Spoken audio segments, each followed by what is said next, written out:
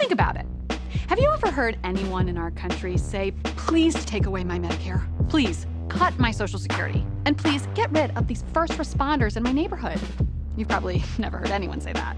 So why do so many politicians running for office promise to shrink, reduce, cut, and even slash the size of the government? I guess because, in theory, small government sounds like a cool, mavericky idea. But like a well-advertised product, this concept didn't just come into our heads by itself. It's an idea that's been sold to us. Allow me to explain.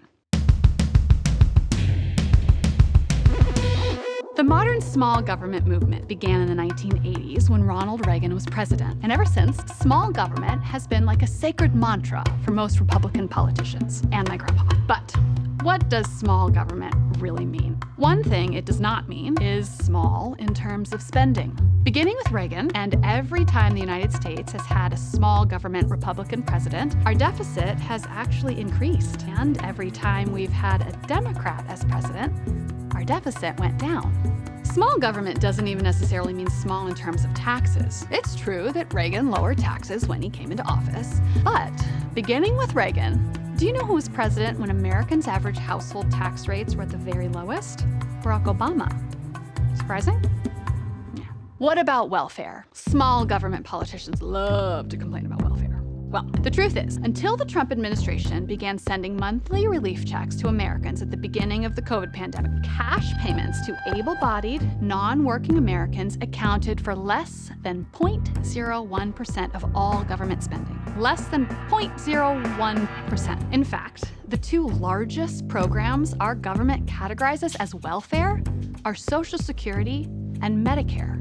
And those are our nation's two most popular government programs. You know why? Because they work.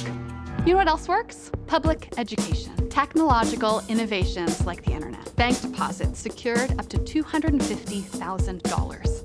All these things are brought to you by the government.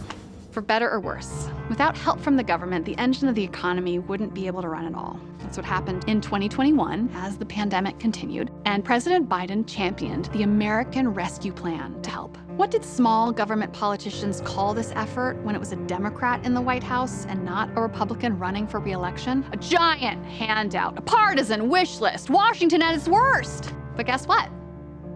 All those politicians took the money and even bragged about all the awesome things it would do for their states. Support for rural hospitals, improved broadband access, local water projects, daycare centers. One governor, I won't name any names, Ron DeSantis, even whined that his state didn't get enough money.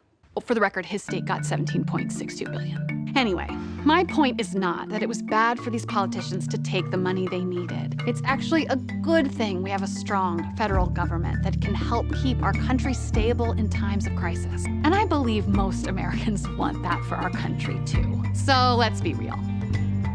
Most Americans don't really care about the size of the government. We just want a government that makes our lives better.